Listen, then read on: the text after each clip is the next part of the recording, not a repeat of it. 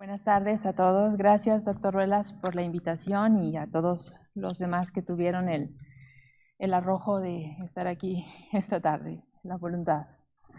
Bueno, ya les adelantó también el doctor Ruelas de qué voy a hablar y la razón por la que lo hago.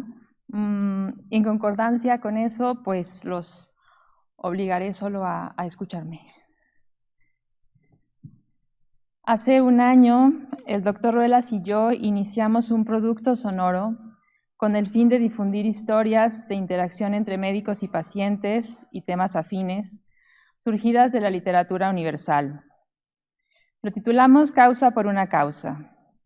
Lo propuse convencida de que la atención humana tiene su contrapunto en el arte, pues este es una forma de conocimiento, una muy sofisticada forma de conocimiento.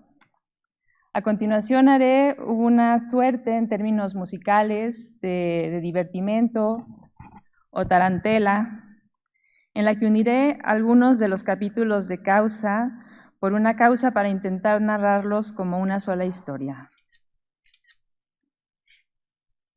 Ser humanos con los pacientes y sus familias es la nueva frontera, es el lema de Causa. En efecto, al futuro siempre llegamos tarde. En 2010, Ray Bradbury decía en una entrevista que a menudo, para hablar de ciencia ficción, empleo la metáfora de Perseo y la medusa. En lugar de mirar cara a cara la verdad, miras por encima del hombro su reflejo en un escudo de bronce. Luego, empuñas tu espada y cortas la cabeza de la medusa.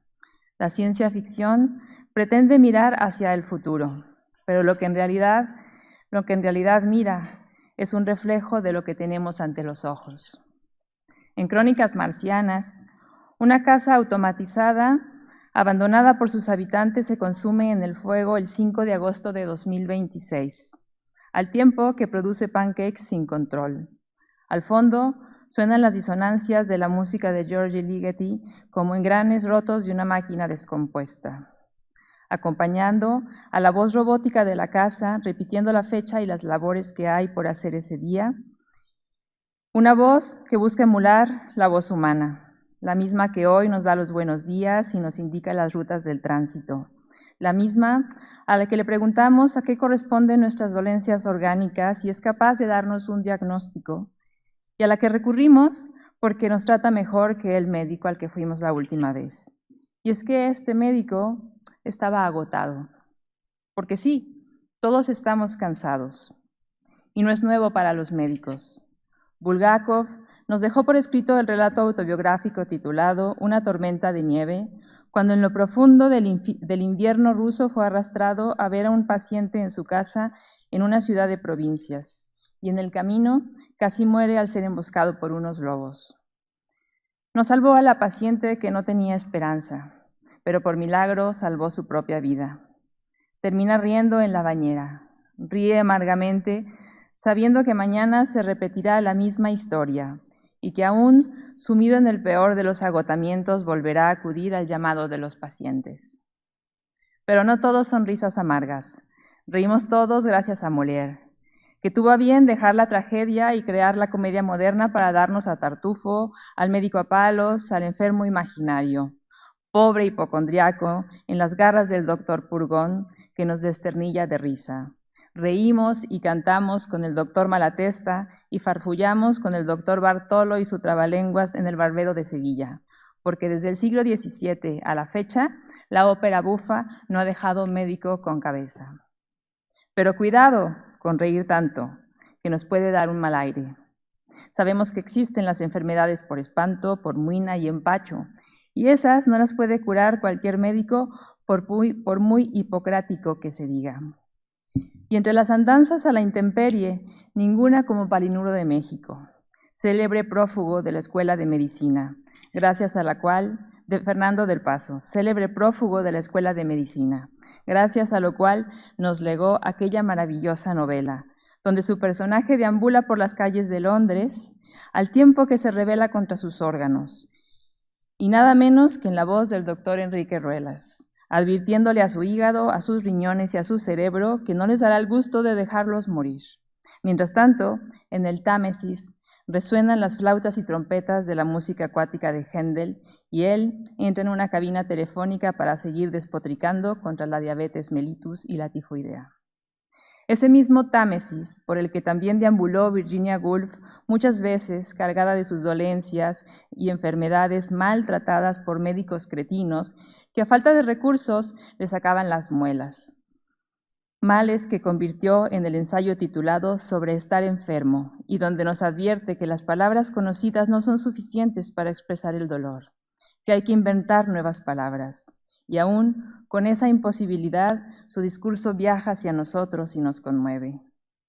Y si de palabras se trata, aceptemos que el médico las requiere como su instrumento más valioso, porque el paciente las recibe como materia sanadora. ¿Acaso los ensalmos no lo demuestran? Las fórmulas mágicas y las instrucciones del médico surten los mismos efectos en el doliente que además de píldoras necesita de una frase de su médico para creerlo, como Paracelso, que poseía la palabra secreta para hacer surgir una rosa al final del relato de Borges. Jorge Luis Borges es enamorado de la alquimia y también de las literaturas germánicas.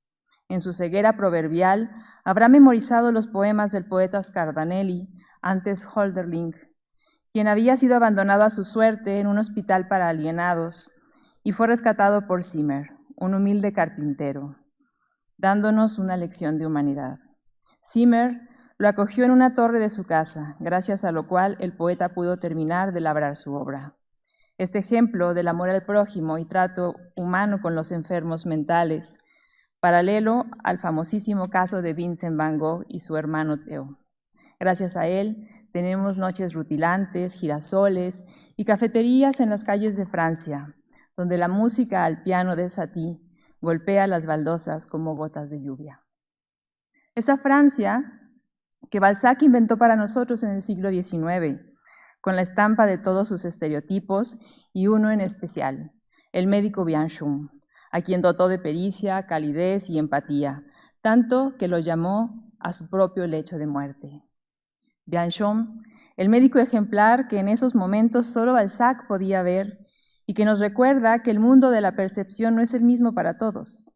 Nos lo demuestra el hombre que confundió a su mujer con un sombrero a la hora de salir del consultorio de Oliver Sacks en Nueva York. Un músico quien, habiendo perdido la conexión entre las imágenes y sus referencias, recibió como indicación del célebre neurólogo la música como guía para seguir en el mundo y como alimento. Si de guía se trata, las cruzadas son el mejor ejemplo de ellos. Marcel Chauve nos entregó en hermosas miniaturas la leyenda de la cruzada de los niños. Una vez que todas las cruzadas postraron sus armas, Dios evocó a las almas para que acudieran en busca de Tierra Santa, las almas puras. Como hoy, que agotada la ciencia y la técnica de la medicina, se reclama la presencia de lo que hace a los seres humanos. ¿Acaso sea un reto épico, la epopeya de la medicina en el siglo XXI, volver a aprender a ser humanos?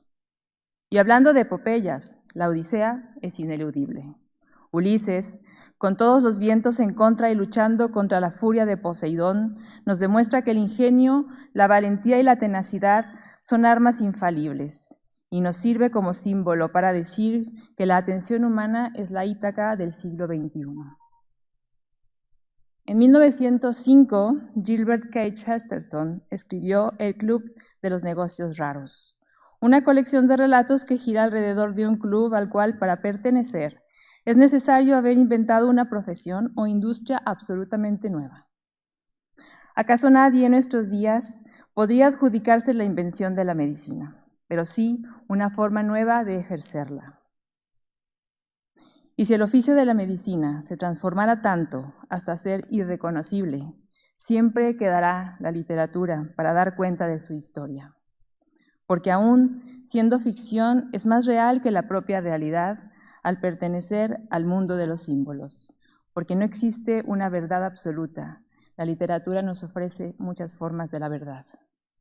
Todo esto ha ocurrido a lo largo de un año. Parte de todo esto ha ocurrido a lo largo de todo un año, en una cadena sonora, mientras dos muchachos de cabellos largos interpretan una canción en la armónica y la guitarra en un viejo barrio, en una ciudad perdida. Esto. Gracias.